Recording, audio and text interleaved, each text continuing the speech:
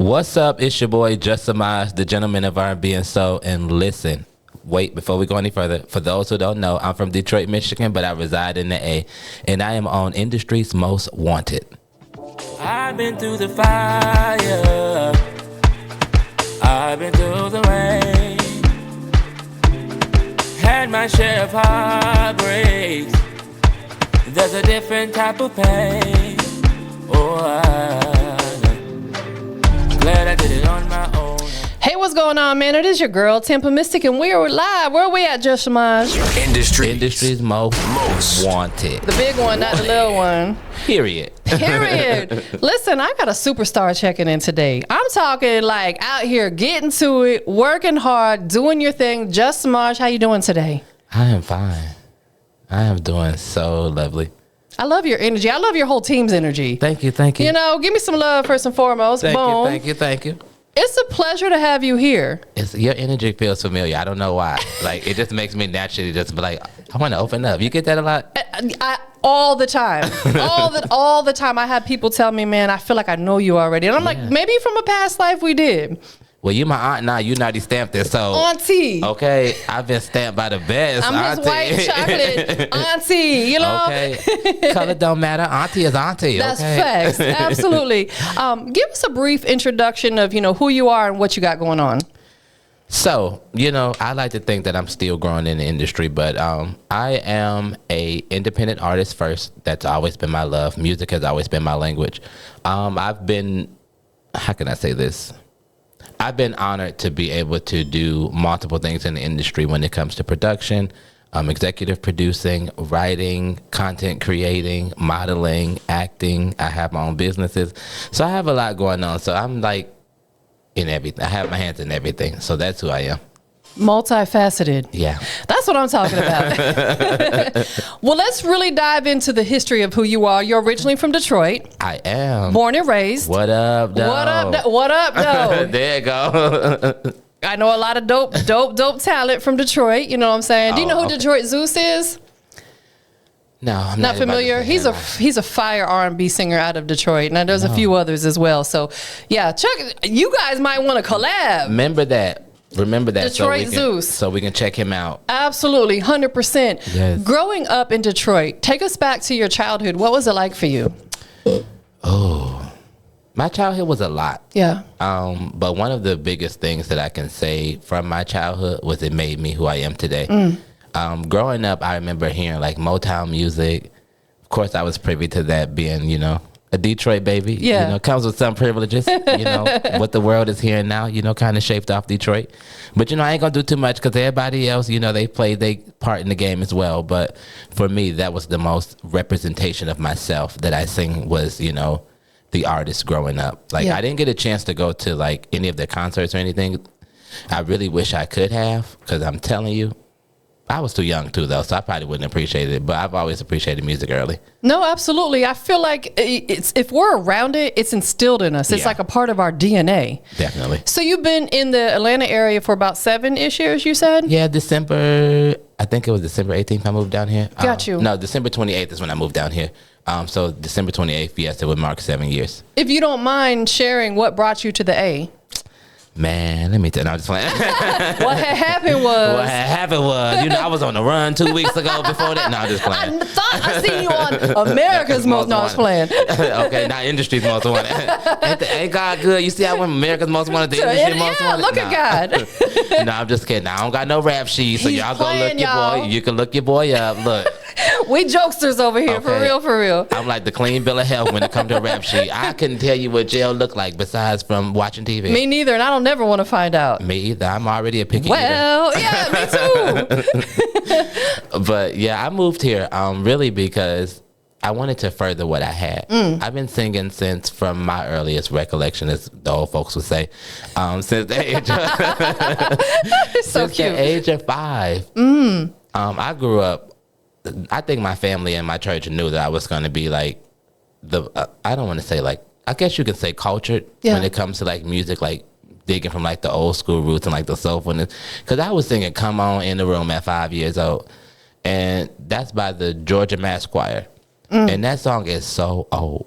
Like, come on in the room. It sound old, even just starting it, right? You got an old soul. So I've been kind of ahead of my game for the longest, and I think it's big now that I really never thought about it till you just asked me that question. Yeah. I think I've been ahead of the game for a long time. So I started at home singing with my home church. Then I grew up, going to school and talent shows and things of that nature. That really shaped my career too, to connect with people. So then I was like, dog, I actually have something. Like, I want to go somewhere. And then I'm black, I'm gay. So I was like, I want to go somewhere to where I could be accepted for me and who I am as an individual. And I came to Atlanta one time. I was dating this guy. And we came to Atlanta as a couples trip, and I was like, I love it here. Like, I have to get back here. Yeah. So I moved here in 2017 with that relationship. That relationship was traumatic from the very start, but I love him now. Everybody done had that one relationship or twice or three times. It'd be toxic as hell. Yeah. So once I kicked that, I moved back home. Then I went to Ohio for school. Went to school for education. Once I finished that, then I moved back to Georgia, and I've been here ever since. I love your journey. Yeah, I love your journey. Growing up in church, did you have a desire to do gospel music as an adult, or do you prefer to do stuff more on the secular side? So for me, I didn't, as I remember, I didn't have a preference. I just wanted to sing. I got you. But I think it got pushed on me because of my family are ministers and preachers and teachers and, people of the cloth, as they would say. I think they wanted it more for me than I wanted it. Understood. And then once I started to branch out as I got older to listen to different music, because growing up at my grandma's house, we couldn't watch certain stuff. Like we couldn't watch Harry Potter because that was witchcraft.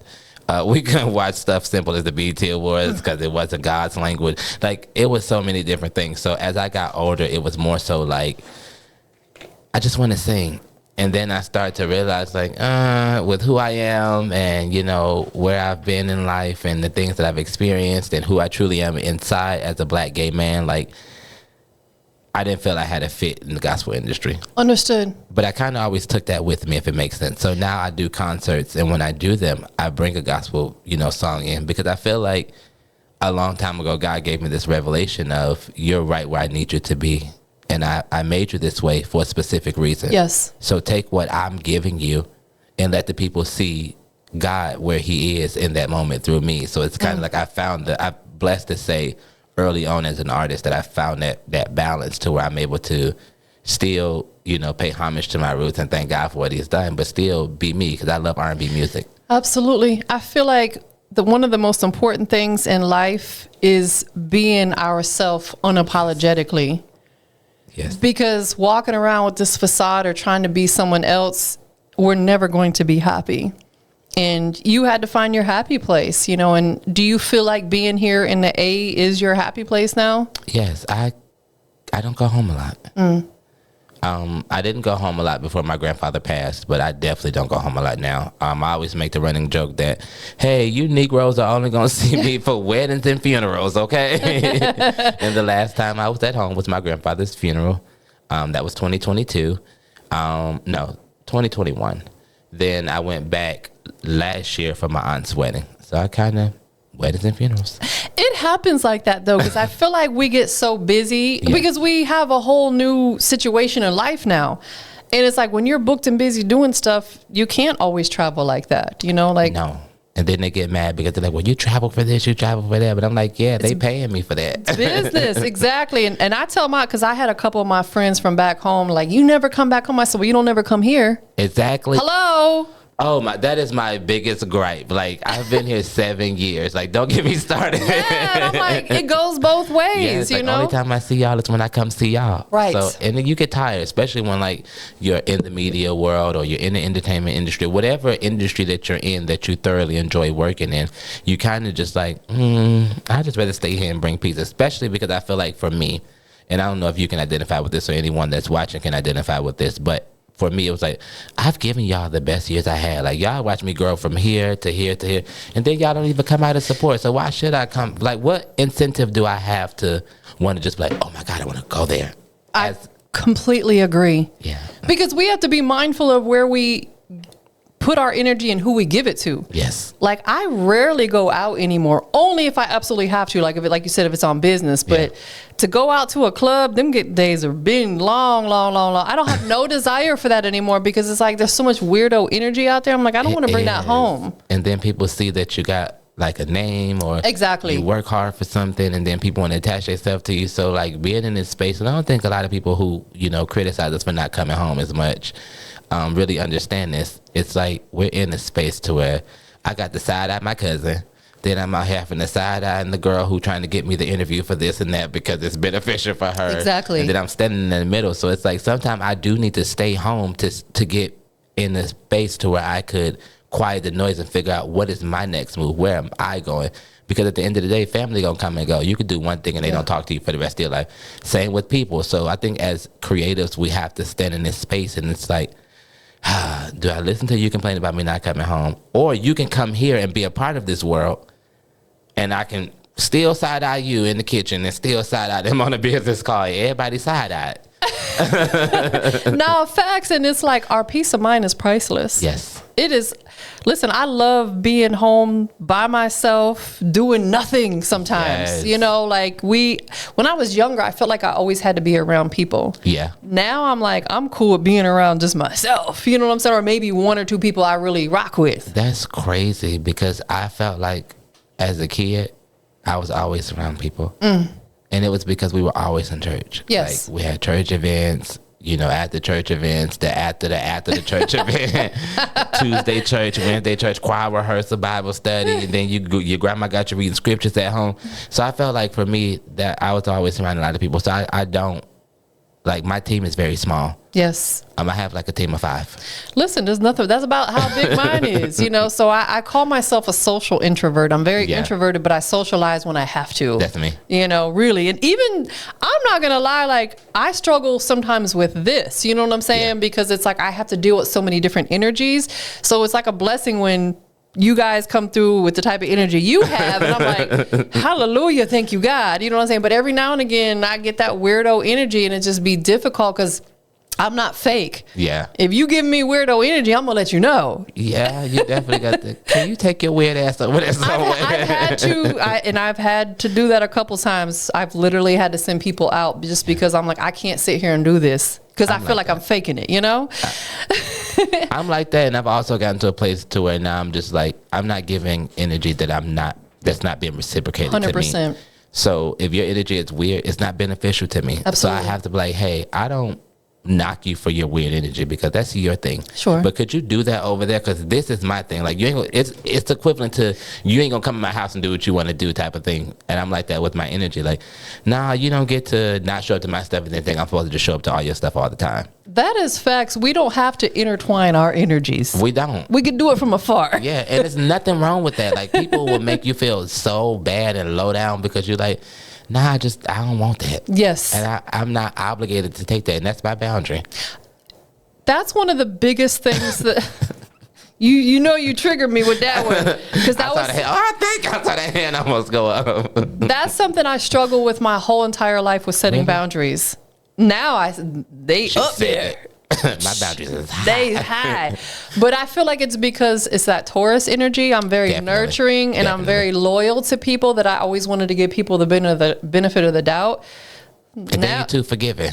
Exactly. Yeah. Now I set them boundaries, and I'm more at peace with myself that I have them boundaries. And sounds like you understand that as well. Yeah, I had to grow into them. Yeah, we have to grow into them. I got tired of feeling like, what about me? What about me? Exactly. Yeah. That self-love, because it starts with us. Definitely. 100%. Being out here in Atlanta now, do you feel like your sound that you project to the world has altered whatsoever coming from Detroit to Atlanta? It has. Okay. And the reason I say that is simply because of, you have to grow through life in order to gain what you need. Yeah. And I think a lot of times as artists, we don't realize that.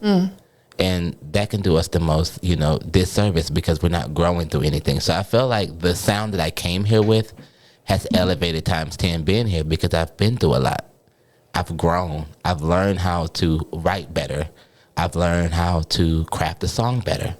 I've learned how to take my emotions and not be as super emotional and put it in the music, But I wouldn't have never learned how to do those things had I not had people come in and mismanage me that was supposed to be my manager. Had I not had people steal music from me that I didn't know how to properly protect myself from. Had these things not happened here, then I don't think no one would have my sound that I have now.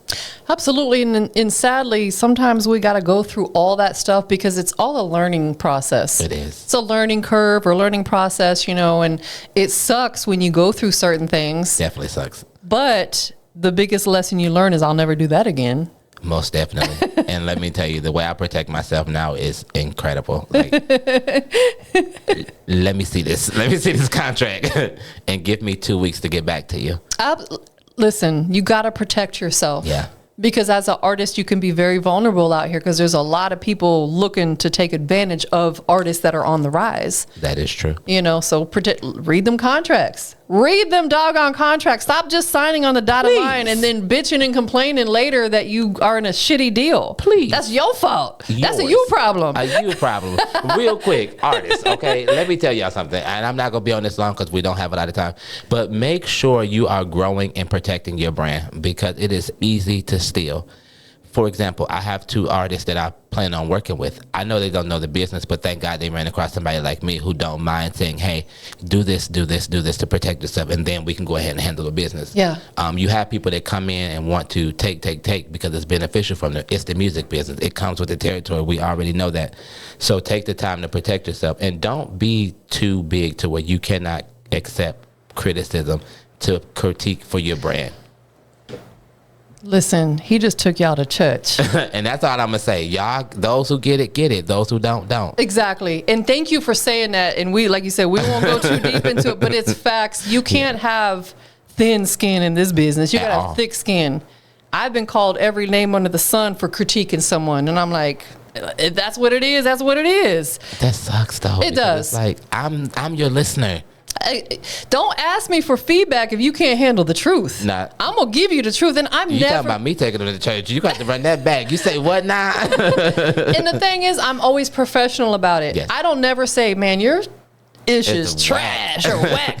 I'll just say, hey, it needs a better mix and master, or maybe the recording, your vocals don't sound good. Get on a professional microphone. I don't bash them. I give them a solution. Yeah, it's like, I still get called. I had a girl 2 weeks ago. I told her she needed a better mix and master, and she called me a bitch. And I'm just like, okay, well, bye. You would really hate to see what I do if I was in that mode. But go off, sister.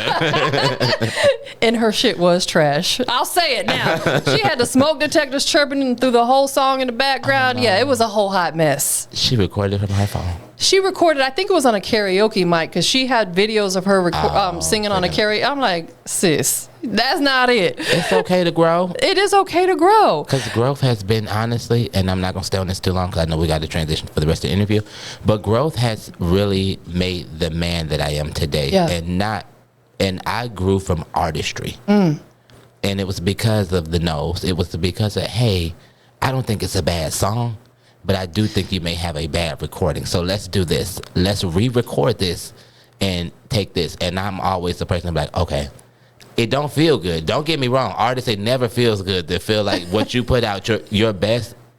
I usually don't cuss on interviews, but I'm going to say it anyway. Your best shit that you put out, you feel like it's like, that's it. Yeah. That's my hit. And it's like, it is, but there's levels to it. Absolutely. So you got the ground of it. Okay, now let's elevate what you have to make it even better.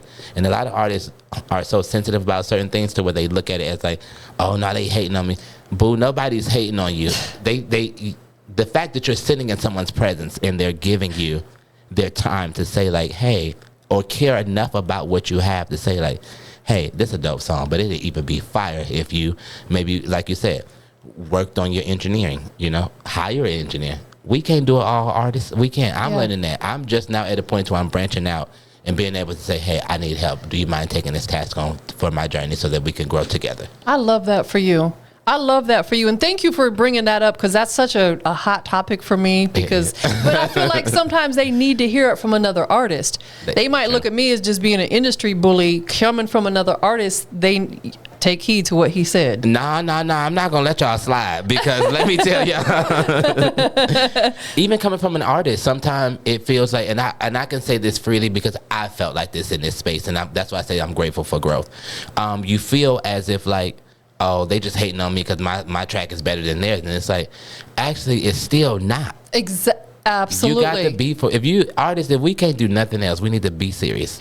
If you play that track next to one of the biggest industry tracks out there and you can hear the difference, that should tell you right there. Yeah.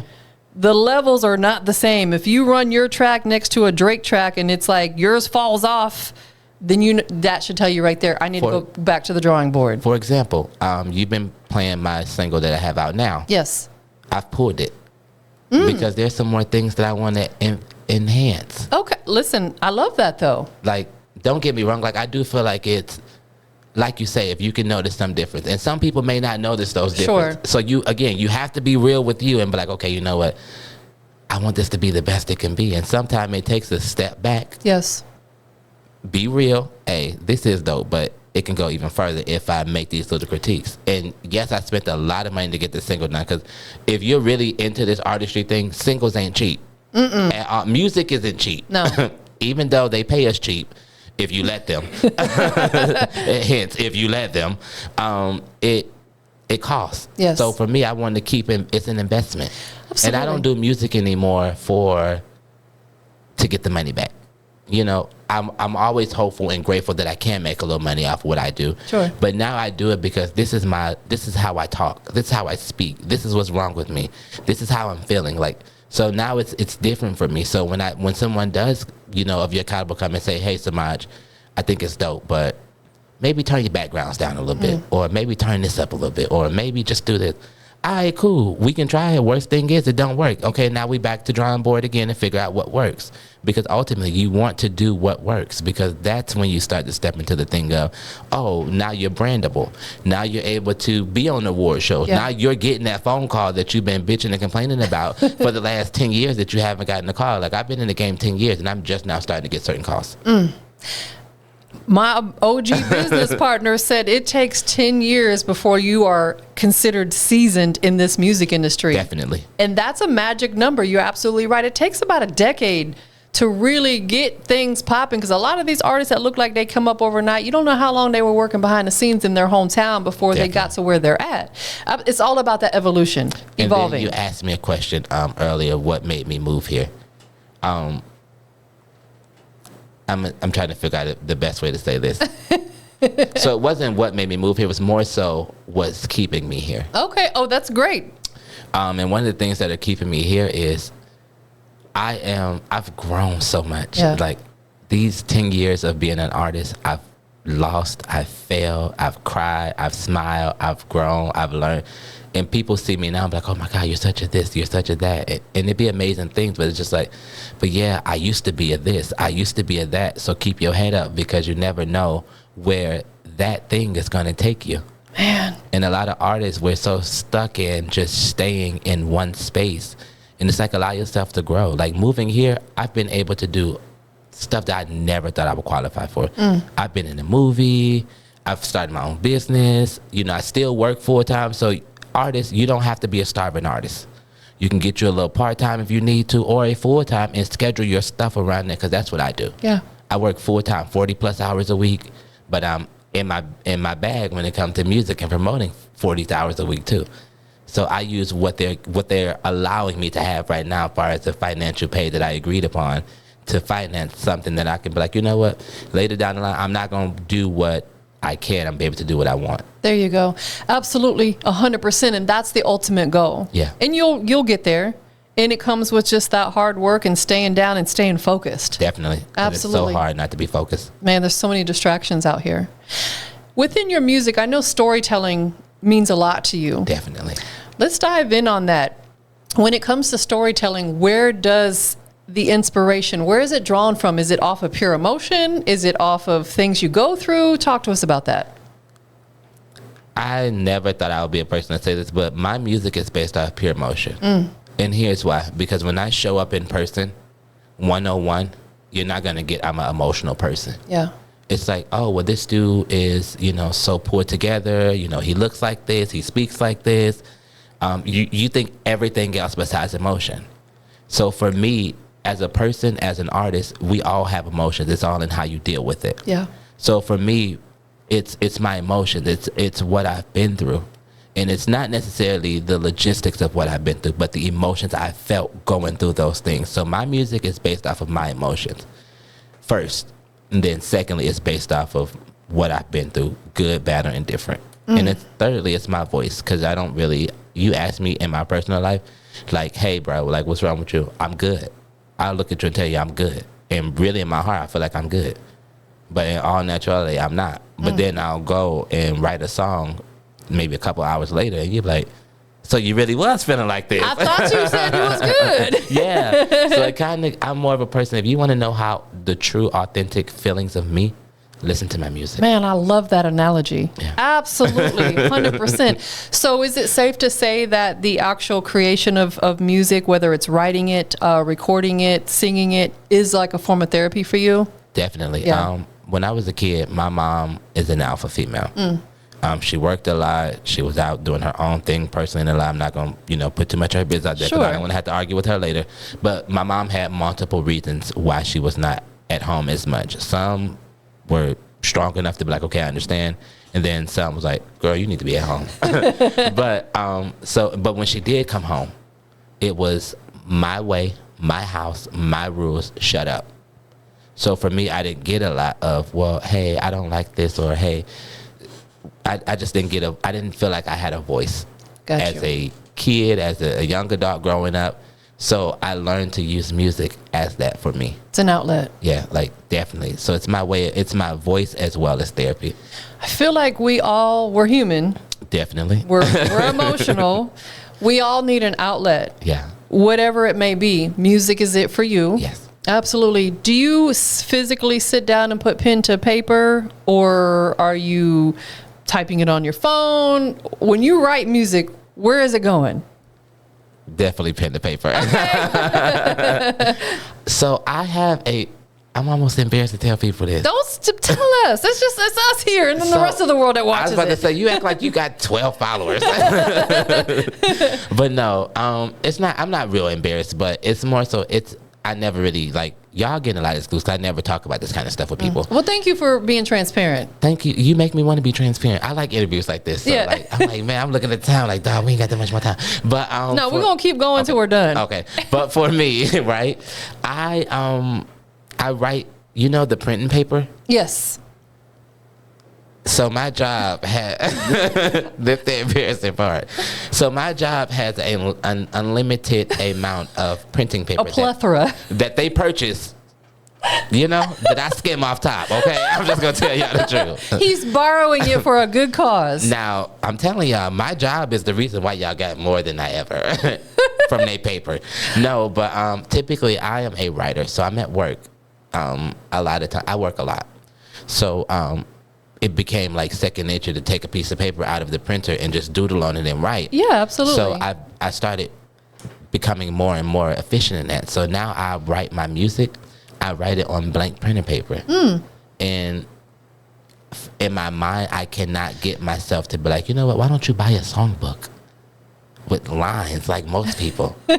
I can't. It's what works for you. Yeah, like I don't, it's just something that's so free. I think it's because of, and now if I really take time to really dive into this, I think it's more so a thing for me of, I don't see any boundaries on this paper. Them lines are boundaries. Yeah, like that I can only write so much, or I have to write small enough to fit in these lines, and I have ugly handwriting. So trying to perfect my handwriting to fit those lines is like exhausting, and it really aggravates my anxiety. It will take away from your actual passion of what you're doing. Because I'm focused on making sure that I meet oh my God, this is so deep. It's like basically like you feel like you're meeting the needs of society right now. Man. And what they have going on that paper. And for me, I don't give a damn about society right now. My feelings is more important.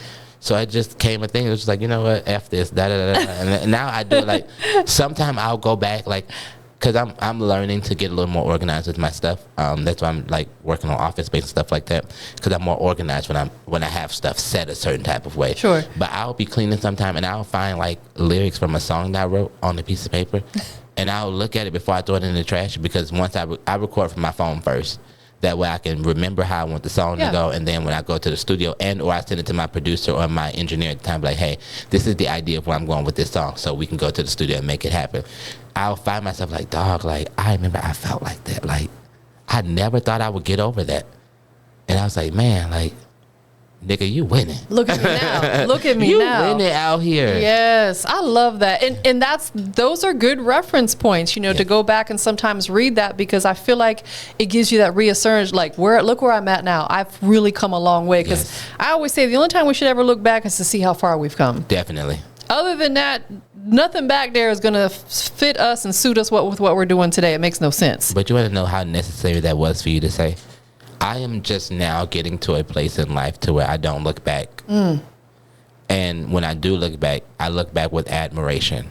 There you go. Like, dude, like, I did that. Yeah, like, if I can do that, like, what can I do? Like, anything. And that's why I don't, like, I am the most chill person outside of entertainment that you will probably ever meet. Long as I have my daily essentials that I have for the day, I'm cool. I'll stay in the house. Like, I don't really like being outside. Like, I'm just one of them, I guess you can say, introverted people that just like, but I'm also extroverted too, because I love going outside too when I want to go outside. On your terms. Yeah, like, and it has to be some real good terms. I love that though, because I feel like I'm the same way. I consider myself low maintenance. I'm not a high maintenance. It don't take a lot to please me. I'm cool with being home. I don't need the most expensive this. I need the basic essentials to get by in life. Yes. And I'm cool with that. Give me my water, a notebook, some snacks, like. What's your snack of choice? I love hot Cheetos. Okay. And I know people gonna be like, well, they gonna put a hole in your stomach. Don't eat this. Don't do that. Hey, judge your mammy. Don't judge me. I know that's right. Judge your mammy. But I love hot Cheetos. Okay. Listen, we all have our preference of what we like. And you know what I'm saying? And to even go further with the preference, I like the hot Cheeto puffs. So it's not the crunchies. It's got to be the puffs. I can eat the crunchies and I can eat the fries. But my go-to, most times I will go and be like, hey, let me get them hot puffs real quick. And I change. Certain snacks change, but the hot Cheetos is one that has not changed. But I'm also right now the Nutty Buddies, the little peanut butter wafer things. You talking about like the little Debbie joints? Yeah. Those got a chokehold on me right now. Like, we were going to support a friend's birthday yesterday, and we were driving. It's raining. Like, I don't know why it's on my mind. Like, I looked at him and was like, "Hey, I need a snack." I am a snacker. And rice cakes got a hold on me right now too. I think we have waves. That's what I call it. We have waves because there'll be like a month I can't get enough of this, and then it kind of phases out. Now it moves on to I can't get enough of this. Is that a Taurus thing? I think it's a complete Taurus thing. Because we love a good snack. Listen, and I've even learned, just real quickly, I've learned to make one single serve desserts. So I'm scared of you. Because rather than me going buying a whole pack of cookies, I've learned to make like one single serve. Yeah, that way I don't overdo it and indulge too much. You know what I'm saying? So like, you got to teach me that one day, Auntie. I found it on Instagram. Like I use it. You can make them in your air fryer too. Super easy. Boom. So I don't have an air fryer. For birthday, Christmas, one of the best gifts. Somebody give me an air fryer. Get him a doggone air fryer because it'll change your life. It'll change your life. I used to be scared of air fryers. It'll change your life. She said, "Look, I don't care what you used to do. Yeah, it'll change your life. Once you go there, you won't go back." No, but I used to be scared of air fryers because in my crazy mind, right? I'm letting y'all in on a lot, so y'all better take this and do something with it, okay? This is actually my second favorite interview of the year so far. So that says a lot. Listen, I love the energy that's going on here right now. I'm loving the vibe. Yes, I'm so scared of air fryers because I felt like, how is it cooking? Is that like pure radiation or like and it's never good. And then now I'm starting to think like, bruh, but you don't have a gas stove. So what makes that any better? And it's not a microwave either. The microwaves, they say, are bad. And here I go. I'll stick something in the microwave quick. Because in an air fryer, put the piece of rolls on 2 minutes, please. It's truly like air circulation that heats up. Really? It's just got a heating element, and then there's air circulation. Because I've got one, and I can look inside of it. Mm-hmm. If I put like something small in there, it could blow around in there. It's true like air circulation. I don't know the whole technology. Get you an air fryer. I'm gonna have to look it up now. Get them an air fryer. My birthday is May 13th. Yeah. Shout out to all my tourists. Put it on your Amazon list. Get them an air fryer. That's a perfect gift. What they say, click the link in the bio, please. Let me ask you this. With performances, what do you do to make sure that you prepare yourself to give the people the same energy on stage that you give them in the actual song? I don't allow everybody in that space when it's time. So, like, for example, this may be a little long and drawn out, but just to give you an example of my process. I go to the venue, wherever I'm at.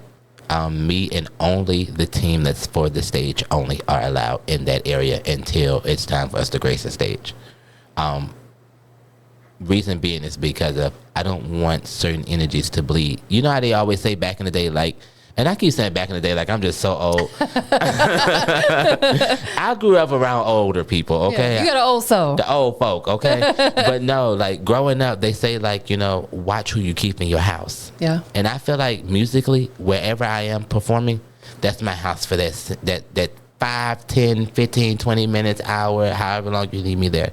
That is my house. So I am in control of what I am subjecting myself to because I open up as an artist. Absolutely. And when I open up, it's like I'm so vulnerable.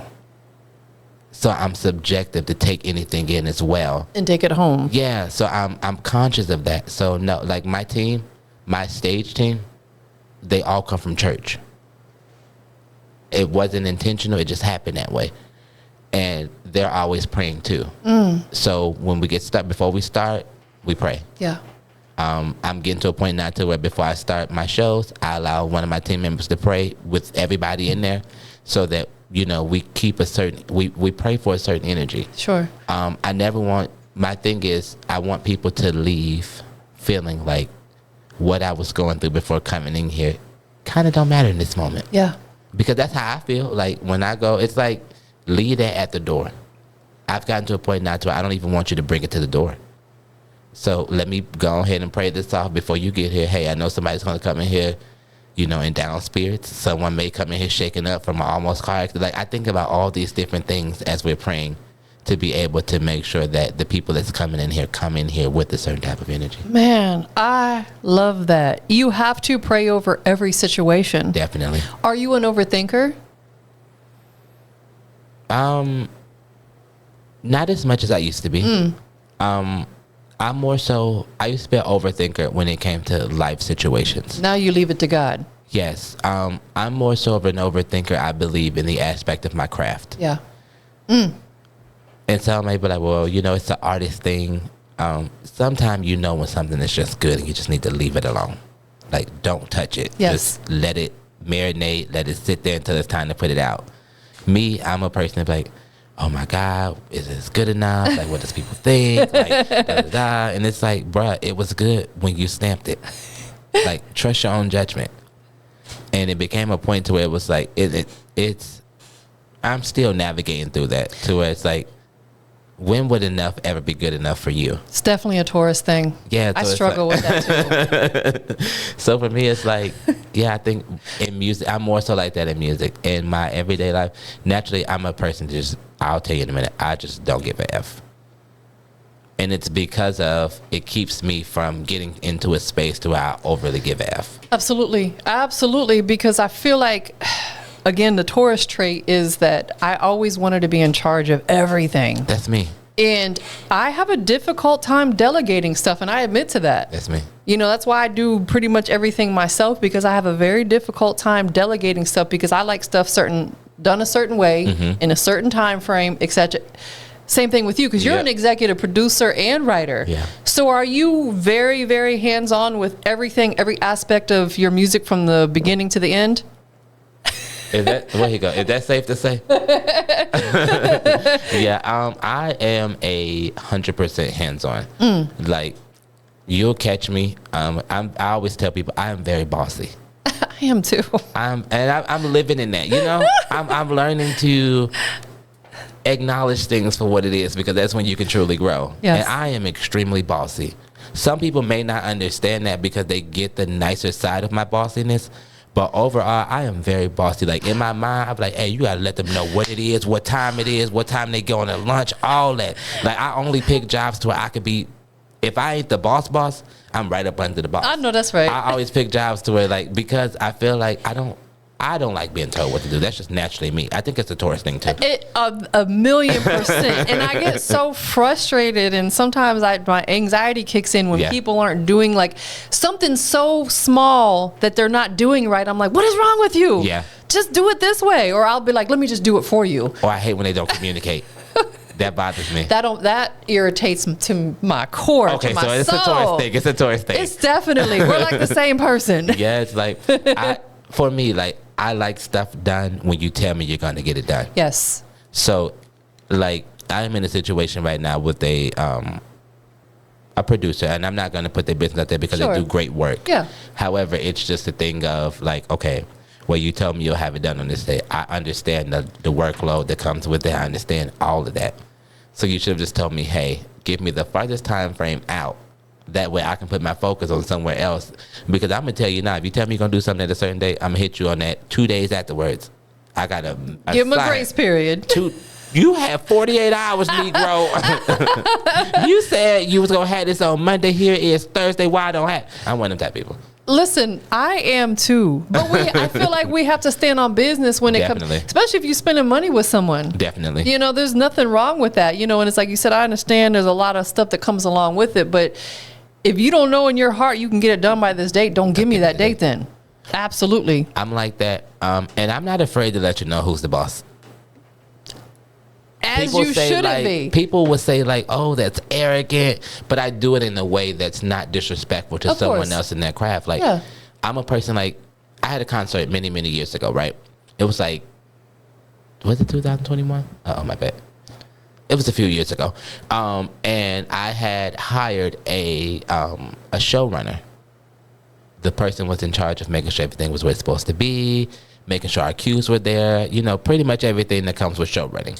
They started a show without me, and I was the headliner for this show. Ooh, I know you was hot. A show that I worked extremely hard at my 9 to 5, as people would say, to make sure we had every dollar that we needed for this event. I walked away from this event with nothing. No money, no nothing. Like, ticket sales didn't do it. It just broke us even, which for me as an artist, I was fine with that. Sure, yeah. Because I still got to do what I love. So I'm also conscious of, hey, look, it's going to be plenty of times right now you may walk away in that same financial status. However, I walked away with a little bit more of what I do. So now I have footage for my concerts.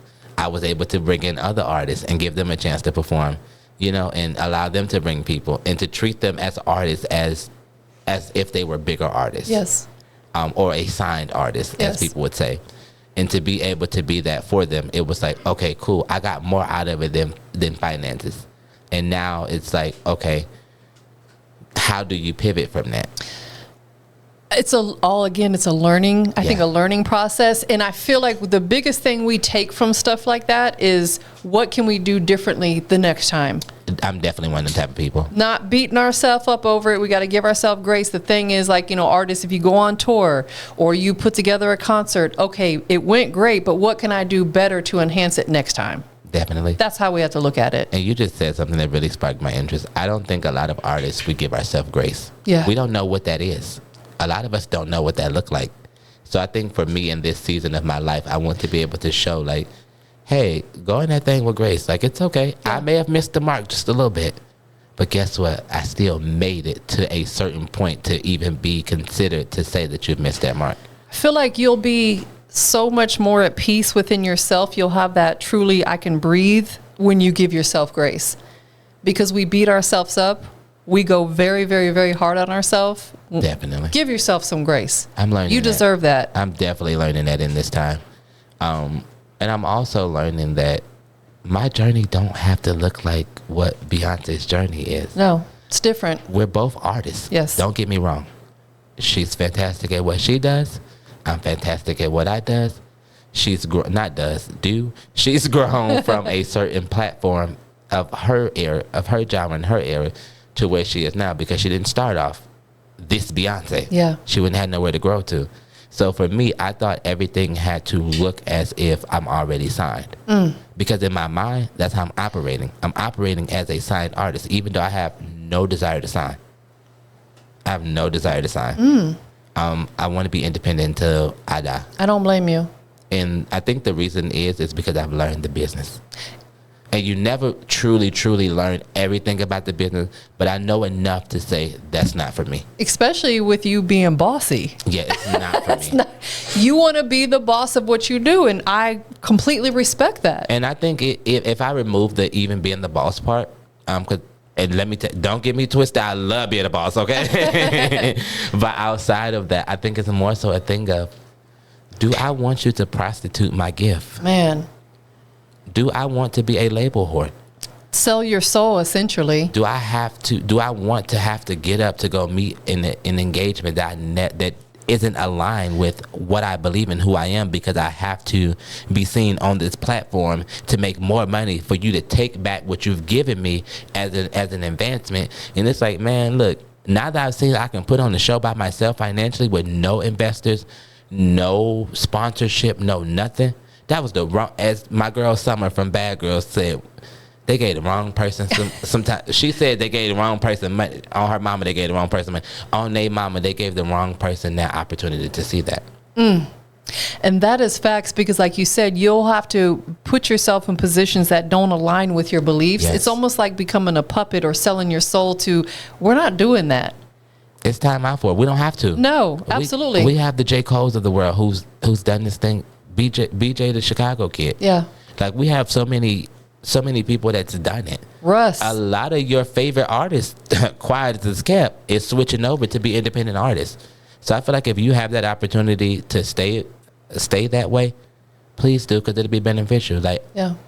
Nobody can do anything with the Justin Miles gentleman behind the gentleman of R&B and soul brand for anything without my approval. And it feels good to be able to say, as a black man that's 31 years old, well, about to be 31 years old, hey, that's my intellectual property. There you go. Like, I don't mind you using it, but this is how we're going to use it. You can't say that when you're signing someone, because everything that you do is owned to them. That's facts. You can write a dope song that top #1 for 15 years. Mariah Carey, for example. Yeah. All I Want for Christmas. Do you know how much more money she made? A lot of money. This is no shade to Mariah, because she's been in the game. I have respect and I love her. But she's been in the game so long. And that song every year hits #1. #1 every single year. And guess what? She has to pay out so many people. Man. Outside of taking care of her own stuff. And the thing about it is, they so greedy. They don't give a damn if you don't get paid first. Absolutely. They want their stuff first. And for me, I feel like that's unfair. I am the artist that's putting my face out here, putting my safety out here, putting, how I feel internally to the back seat, because everyone else has an opinion about me, good, bad, or indifferent. I'm the one spending time on the road.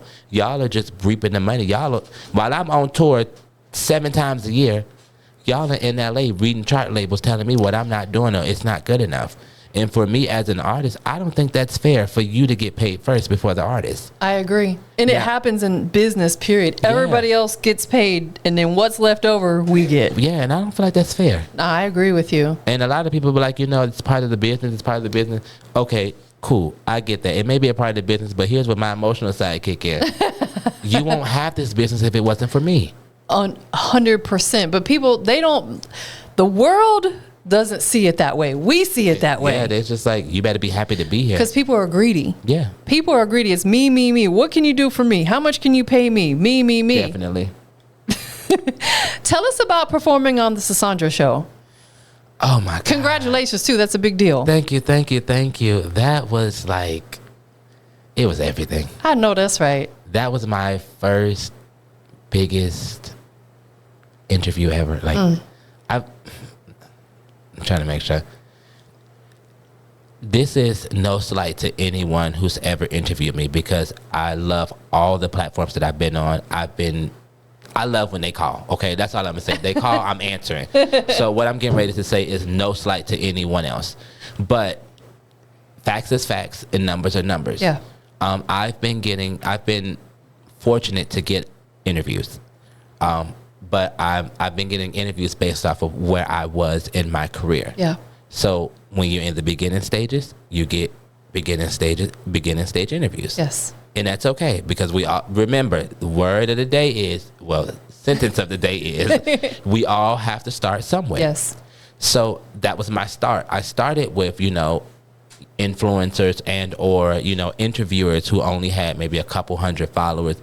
And for me, like, I don't look at following, I look at your impact. Yes. Big difference. So you can have a lot of numbers, but what impact do you have on people? Yes. So I don't just go everywhere to interview.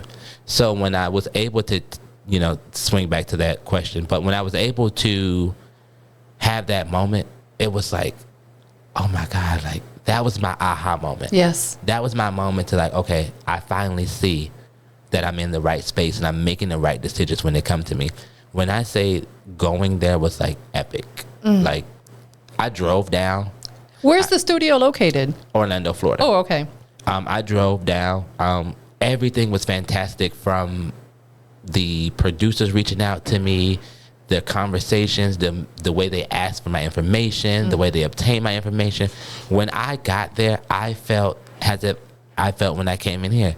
It makes me feel like, bruh, I'm really doing something. Like, Yeah. I really have something. And it just made me walk away feeling so inspired. Like, the energy was good. How sometimes you go places as a artist or, as a person being interviewed and, people particularly don't know you in that area, because I don't have fans in Florida. Yeah. I didn't start gaining, reputable Florida credits until that show. So I went down there with the thing of, I didn't say this to anyone, but it was like, man, I hope I don't be treated like the little guy in the room. Like, I reached out to my wardrobe director and was like, hey, I need to really put that stuff on going down here because they don't know me. And, I was like, man, but also I don't shy away from being an openly gay black man. Like, I love my nails to be done. Like, I have the right amount of femininity and masculinity. Yeah. So I'm like, man, I hope they don't, try to, little boy me or nothing like that. So I went down there with all these preconceived notions. And when I got down there, it was a total opposite. Like, the way they look at you. That's where the overthinking came in. See what I'm saying? I was able to, I felt what I needed to feel in order to deliver. And that's hard, going places, especially when you live in an authentic world of you. And you realize, hey, who I am, everybody do not have to agree with that. That's right. They don't. That don't mean that they don't respect me. That don't mean that they don't think I'm a dope artist. But they're not obligated to take in what I have. Yes. So I was like, man, I just hope that when I go down there, I'm taking in. I was sitting there getting mic'd up. The host came out, Sandra. She was just like everything, like her energy, like what y'all see on camera, we got behind the scenes. And it's hard to get that. So I want to applaud you too, because of what we see on camera is what you get in person. And it's so hard to be authentic in the world where, everybody's adopting certain things to try to elevate what they have instead of realizing the thing you need to adopt is you. Absolutely. Because people are so focused on this perception of what they feel like you should be or what you should look like. Yes. And I love the fact, again, you're 100% unapologetically who you are, as you should be. And what you were saying about thinking about all these different scenarios, I do that every single time. I almost talk myself out of going certain places because I do that. I'm like, I'll think about 1,000 scenarios, and when I get there, none of them happen. I'm like, what was I stressed about? And when I say you feel me, like the anxiety that you have. The anxiety. You be like, bro, like, and you think about the most stupidest stuff that has nothing to do with why you're going there. Every time. Oh, what happened if I run out of gas? You got a full tank of gas. What are you doing? Listen, you're not alone. I do it too. Yes. I sabotage myself sometimes. That's what it's called, self-sabotage. I do it, and I admit to it. It'll keep me up at night. Yeah. Because I'm like thinking about all these. I'm like, just stop. Get out your head. Yeah, just go to sleep. Just go to sleep. Just go to sleep. And that's hard for a tourist. We go to sleep on our own terms. Absolutely. Are you a daytime napper? Bruh, I am the world famous napper. Okay, so that's a tourist thing. If I don't get my nap in, because I'm probably going to nap when I leave here. I'm not going to lie. I nap if I can. If I have time in my day, I'll squeeze a nap in every single day. That's me. Every day. Like, I got to find... Let me tell you, like, I have to, like, I'll sleep in the car. Bruh. Anywhere. I am a napper. Yeah, like it's because it refreshes me. Definitely. You know, it's like, because I typically work a split day. Like I'm here during the day, and then at nighttime I do my virtual interviews. So I'll go home, catch me a little nap, refresher, and then I'm good to go for the evening time, because this can be mentally draining sometimes. Yeah. Yeah. So I'm 100% napper. Okay, so it's not just me then. I thought something was wrong. I'm like, maybe my arm low. I need to go to the doctor. Like, what's going on here? No, it's. I think we are the same person. Okay, it's a Taurus thing. You know it is. Taurus gang. Taurus gang. Any EPs or albums in the works? Yes, it is. So of course, you guys, if you've been tuned in, you kind of been hearing, my stuff going around. It's getting a little cloud or whatever. But yes, I have 2 projects dropping. One's gonna drop September 12th. That is Just James. Okay. The Book of Semaj, Volume 1. It's a 4-song EP. And it tells pretty much a story. Okay. I'm realizing I'm a storyteller. Storyteller, yeah. And my stories come based off of my experiences. And I just hope that, it touches someone. Because a lot of us, we don't live a lot differently. No matter what race you are, sexuality, creed, job, gender, identifications, none of that matters. We all go through the same things. Absolutely. Like, you're like, dog, like, oh, I just thought that was a white thing. Or I just thought that was a black thing. I just thought it was a Mexican thing. No, it's a people's thing. It's a human thing, yes. So I took that and put that into it. I have never put out a full project in 10 years as an artist. It's time. I've never put out it, and I've always felt it was not good enough. And in retrospect, it was not. And here's why. I had a lot of growing to do. I was egotistical, and when I first started, I felt like they don't know what the hell they're talking about. They ain't never seen an artist like me. Baby, I used to have it down packed. Do you hear me? Like, I had this whole narcissistic, egotistical thing going on in my mind, to where it took one of my homegirls, and she never wanted me to tell the story, so I'm not going to call her name. But it took for her to really give me that real check. Like, you're not popping like you think you popping, baby. I'm just going to tell you. Like, you have the potential to be the best that you can be. But you would never reach it because of your way of thinking. Your artistry will never get shown because it's not worth nothing right now. Talk about a reality check. And it's not worth nothing because you don't even believe in it. Because if you did, you wouldn't have such an ego. Man. You wouldn't be so nasty. That's a great friend right there. Definitely. We need friends to hold us accountable. Definitely. And it was hard to hear. It was very hard to hear. Because, again, we artists. We all think we popping. You sensitive about your shit. Okay, ain't that what Erica said? That's what Erica said. But yeah, a lot of us are, and I don't even think it's sensitive. I think a lot of us are weak in that way of thinking. Yeah. Because you can't be sensitive about anything that you're putting out. Absolutely not. I've learned that. Like, oh, this is my song. No, this is our song. I was just talking to my best friend's daughter earlier, and she likes my song more than I ever feature in Bella Black. And she asked her mom to play it all the time. So I was getting ready in the bathroom, and I was talking to my best friend, as I usually do before I go and stuff. Like, she be hyping me up. Like, that's my girl. Like, and we just be laughing and talking. I've known her since high school. And here we are now, 31 in May. Well, May 13th. Beautiful. But, and she's a really good friend. And and her dad was like, Jesse, sing my song, because that's my government name. Yeah. She's like, Jesse, sing my song.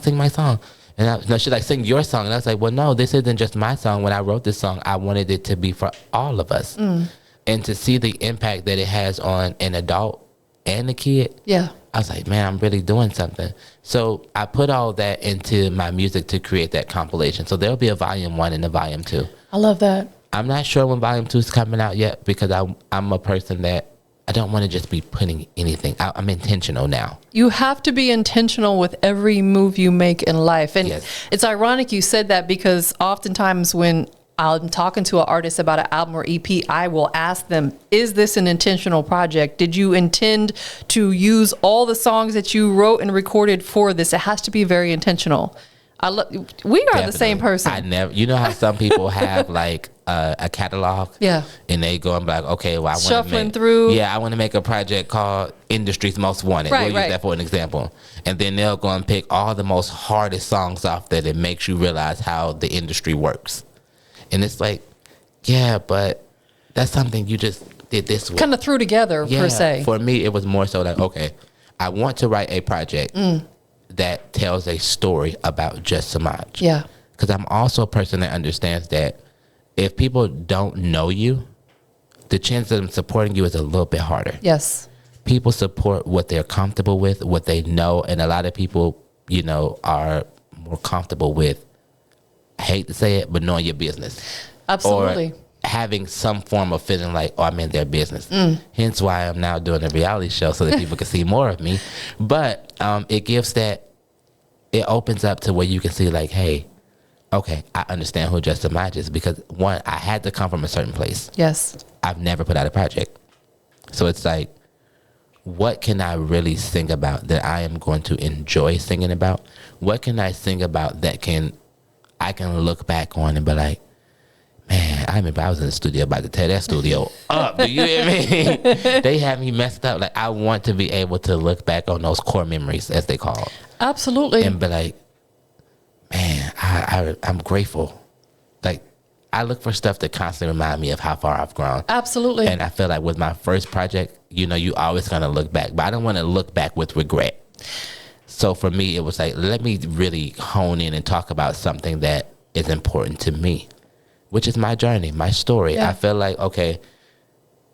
feel like even though I've been in the game 10 years, I feel like this is my first time in the game. Yeah. It's because this is a debut project for you. Like, it's my first time in. Your baby. You got to like nurture it. And yes. Coco Jones just released her very first album. And it's dope. So, I love her. It feels so good listening to that. And that's what I'm trying to be as an artist too. When you hear my music, I want you to feel it. Like, whether that's, you know, emotional right now. Like, yes. Like, I want to introduce you to being able to feel. Like, as if you wrote that song for that person. Yes, because a lot of times we listen to music and we don't feel anything. I want to be one of the people that's like, and there's plenty of people out here who is in that game already of making you feel. I want to be an added player to that team to introduce you to feelings, because a lot of us, especially as black men, we're not allowed to feel. Us as men in general, we're not allowed to feel. You're taught to be, it's not okay to show your emotions. You're not. Got to be hard and go to work. Yeah. You know, your wife don't get a vulnerable side of you, or your husband don't get a vulnerable side of you. You got to keep going. And I want to make music for men like that. Listen, I love that for you, and I love that for the men in the world who need that, because it is okay to show emotion. Is it okay to be vulnerable? It's okay to cry if you need to as a man. Yeah. Because coming from a woman's perspective, to me, it makes hard for women not to, though. It makes you more of a man or more of a woman because you don't care what other people think. Mm-hmm. Like when I said Coco Jones, she made a video and she started crying. It made her so emotional because she's like, this will be my only first album ever. Yeah. Once it's out, I'll never have a first album again. Yeah, no. And it just made her very emotional. And I was like, you're going to go right back to that album. I felt that. That's what it is for you as well. Yeah. Like, when I look back on this, I don't want to look back on regret. Exactly. So it's like, and I know there's going to be some things you're going to critique as you grow, and, you know, as you should. But I want to, when I look back on this project, be equally as happy 20 years from now as I was when I first dropped it. Absolutely. So for me, again, it was like, let me talk about things that matter to me. Okay, I felt I was taken advantage of in the industry from certain points. Let me find a creative way to say that. I felt like I didn't love myself enough in the industry. I allowed certain things to go on around me because I was so afraid to stand up for me. But you can't stand up for you until you learn how to love all of you. So that's why now people are like, oh, you're so unapologetic. No, I just love me. Learn to say no without explaining yourself. Oh, yes. Like, that's deep. My no is no. My no is good enough. Exactly. And don't feel bad. And don't feel bad about it. It took me a long time to get to that point, but I'm there now. Someone asked me to come somewhere and I don't want to go. Nope. I ain't got to explain why. I'm still battling that a little bit, though. You'll get there. And the reason being is because I feel, as an artist, and y'all can chime in the comments when y'all see this and let me know if y'all feel the same way, though. But as an artist, especially when you feel like, as I say, my aha moment right now, I'm in the aha season to where it's like, aha, this is making sense. Yep. Like, this is good. Like, okay, I got something. Like, where am I going? I don't know, but give me the goddamn keys so I can ride out, okay? That's how you feel. And you realize, like, I got to keep going. Like, oh, my God, if I say no, they're going to stop calling. Like, the overthinking syndrome, you know? Exactly. Instead of being like, hey, you already been through that. So what's going to hurt now? Exactly. You've already felt the isolation. So it should be easier for you to deal with the calls not coming through and figuring out how to pivot from there. So I feel like, you know, a lot of times we do it out of fear of, oh, they're going to cancel us, or, right. oh, no, they're not going to, you know, allow me to be on. I'm not going to have another opportunity like this. You are absolutely right. And I feel like for myself, like, I used to take a lot of stuff freely because I was like, I'm just happy to add this to my resume. Yeah. And I'm starting to see now, people are taking advantage of that. They will. And like my business partner said, if you allow yourself to be in every place every single time, it waters you down. It devalues you because people are like, I don't have to pay him to be there because he's going to show up anyway. It's crazy because my good friend, her name is Bella. Shout out to Bella Black. She is. That's my girl. I love me some Bella Black. Yeah, You kind of giving to Bella Black because she wears the scarf a lot too. Yeah, I didn't even think about that. But yeah, we were when we recorded More Than I Ever in the studio, we had a lot of like in between moments to where we were able to like really like chat it up. Yeah. And we were talking about like, you know, always being out, like always being seen somewhere, or, you know, always being this. And she looked me dead in my face and was like, friend, I have no desire to go to the club. And in my mind, I'm like, but you're a rap artist. Like for me as an R&B artist, that's cool. Yeah. Because you don't really see a lot of R&B. You're starting to see it more now because it's becoming a little popular thing of, you know, R&B Thursdays or R&B nights. Right. You know, but it still isn't to the effect of a rapper being in a section with the bottles. You know, fine girls, fine men, you know, whatever your, you know, ice cream of choice is. Whatever your flavor is. But, yeah, so she was like, but if I'm at the club every day, all day, these same people who I want to book me are not gonna book me. It devalues you. And I was like, man, I already. She should have never told me that though. Yeah. Because I already naturally am a person who is okay with not going everywhere. Yeah. The level of I don't want to go nowhere now is incredible. Me because too. I feel like, and I done rationalized now like, well, if I go to the grocery store. I don't even want to do that most of the time. If I go to the grocery store all the time, when I need to get booked for the grocery store, they ain't gonna take me.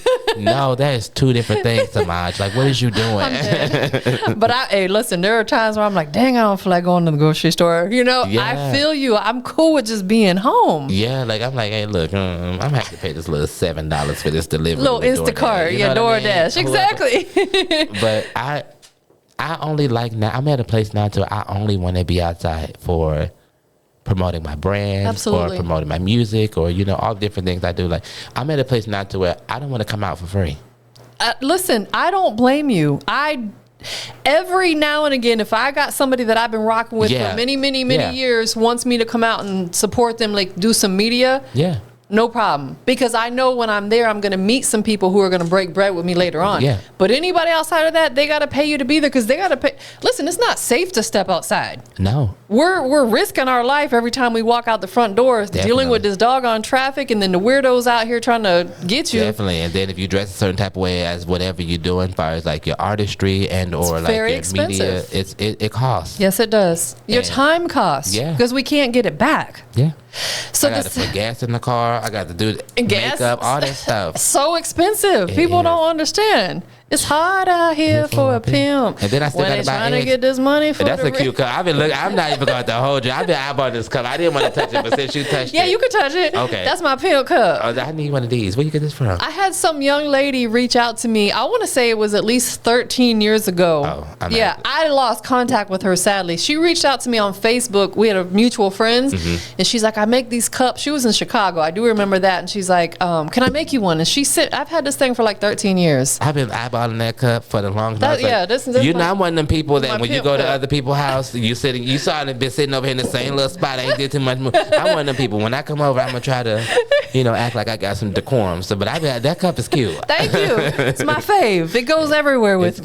So definitely. So the single is out now. Yep. More Than I Ever, featuring the beautiful Bella Black. Yes. Definitely go to the digital streaming platforms. Make sure you guys download it, share it, stream it.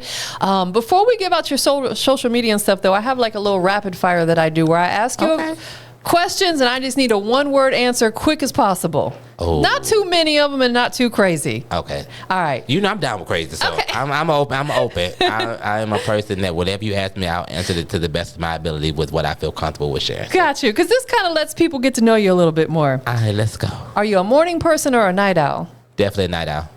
What's your go-to song that gets you hype? Oh, I got a bunch of them. But I like Ride Wave 25.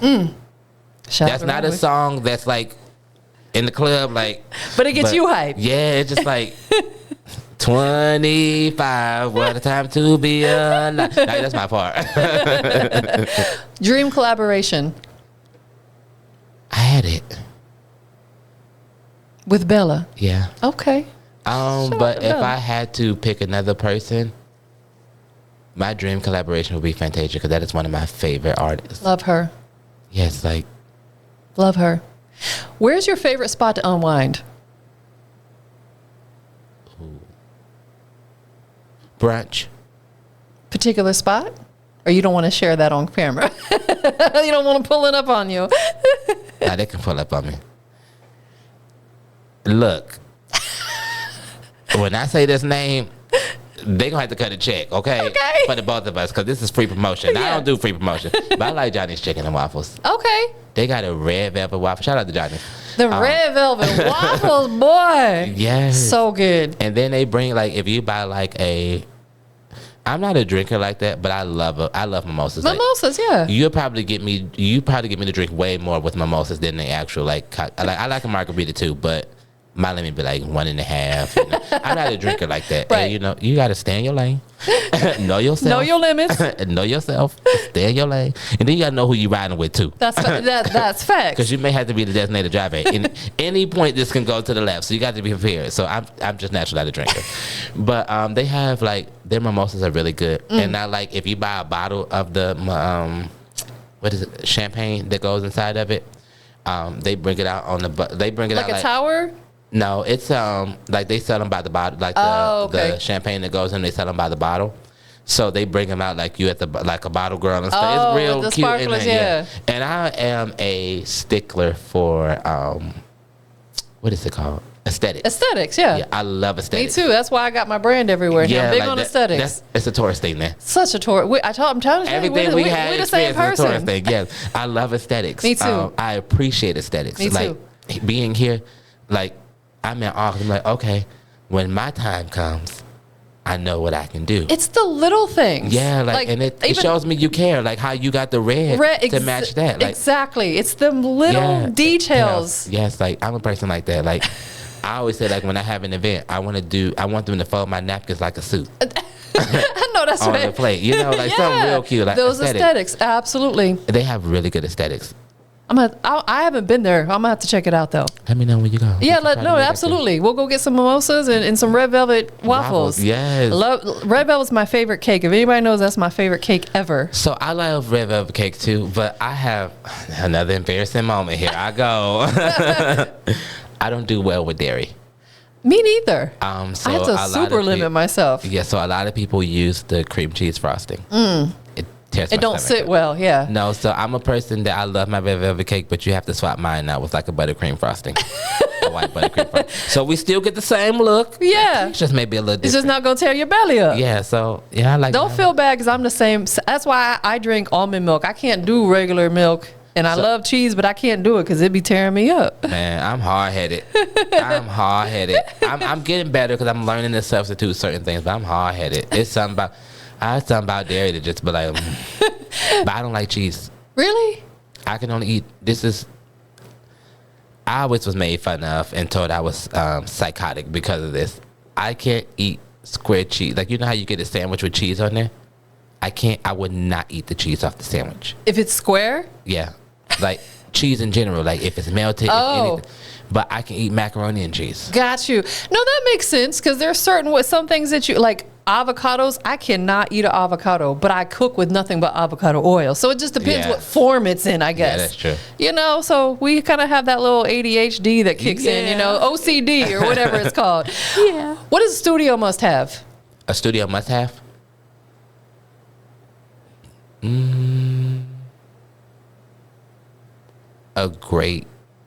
They have to have spent decent money on their sound equipment. And they have to have a dope engineer. Got you. What's a go-to meal after a studio session? I'm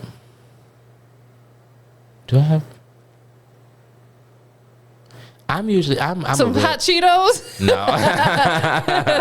Yeah, with a Sprite and a Nutty Buddy. Okay. You are on your Nutty Buddy way. Yeah, I'm in my Nutty Buddy right now. I think though if I had to pick, I like chicken. Me too. I love a good piece of fried chicken. Yeah. So it would be anywhere that got good fried chicken and hookah. Got you. One word that describes your music. Relatable. My last one, if you could switch lives with one artist for a day, who would it be? Do I have to pick? Yes, you do. Okay, so let me say this before I pick. Here go that bossy that's coming in. I personally would not want to be any other artist. Not even for just a day? Not even for a day. Okay. And here's why. I don't know that artist's journey. And I may not be built for what they went through. I'm not going to sell myself short. But to be fair and answer the question, because I wasn't leaving nothing off the table. I think if I had to be an artist for a day, it would probably be Fantasia.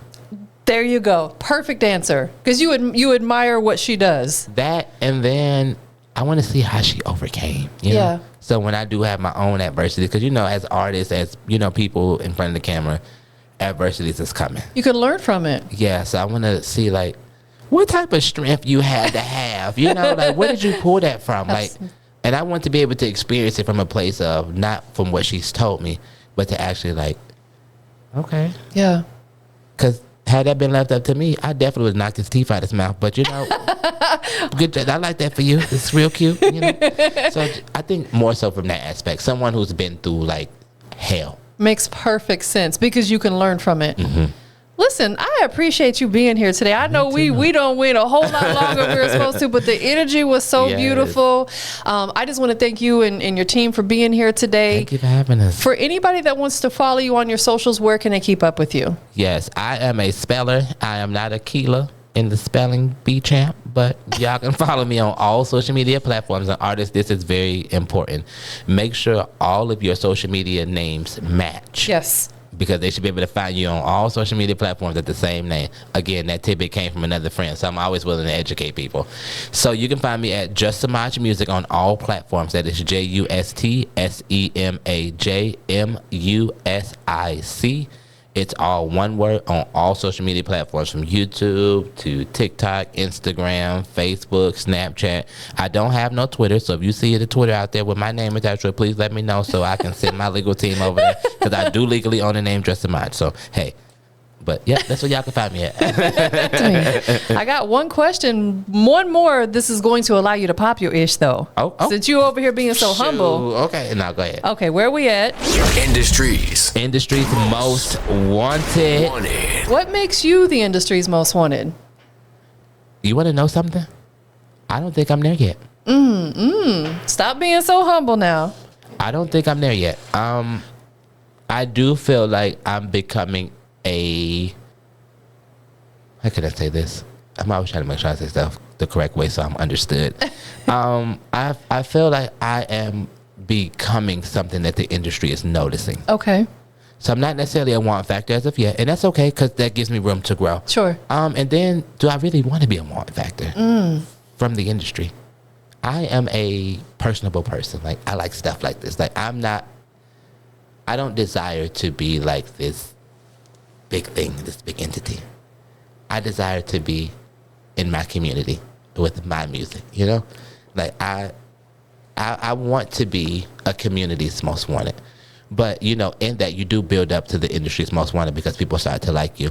But I feel like to answer your question, I still feel like I still have a little more work to do. I think I'm becoming like a more like a wantish. It's like, oh, what do you do? Like, you know, now I financially, I would love to be an industry's most wanted financially, but you know, I'm still working. Honestly, I think I'm working. It's safe to say. I feel like we're always a work in progress, and that's okay. Definitely. I love your energy. Thank you. I love yours too. Thank you so much. Auntie vibes. Auntie vibes. Thank you for being here today. Thank you for having me. Absolutely. I enjoyed this. We out of here, y'all. Yes, we are.